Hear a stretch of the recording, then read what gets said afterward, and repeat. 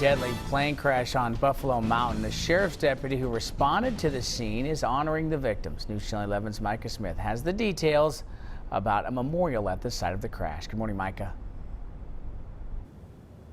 Good morning, Casey. Lieutenant Doug Gregg with the Washington County Sheriff's Office was one of dozens of emergency responders who worked the crash scene. But even after Gregg's work was done and the site was cleared, he took a part of the tragic incident with him. In terms of miles, it's not that far from Johnson City, but it's terrain that not many people have ever seen. For 2 weeks, Lieutenant Doug Gregg hiked the 1.5 miles to this site, a place that brings back vivid memories. The storm had hit.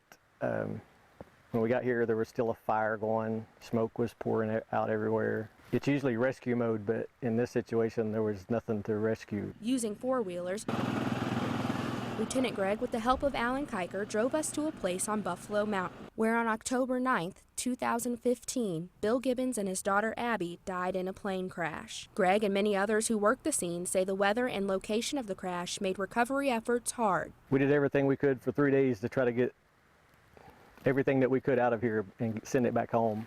But there are still things here that need to be remembered. But even weeks after the incident, Gregg's mind drifted back to the mountain, where reminders of the plane crash still remain. So Gregg went back to the site with plans to make sure the crash is never forgotten. I've worked off and on my off time for probably 2 weeks, and then I had about 2 weeks to sit and think about it. Gregg says building the memorial helped him process what happened here. When the officers work scenes like this, there's always a piece of you that stays in the scene. I feel more at peace. This is not just a memorial for them, it's for the officers that worked this and the EMS guys, Unicoi County Sheriff's Office.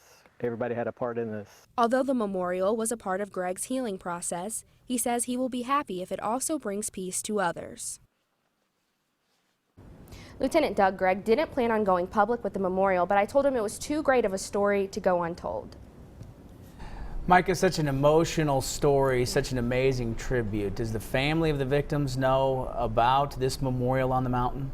Casey, the family of the victims do not know about the memorial on the mountain. Lieutenant Gregg didn't really want a whole lot of attention for this, but he did tell me that he keeps in contact with friends of the family and he makes sure that he checks in with them from time to time.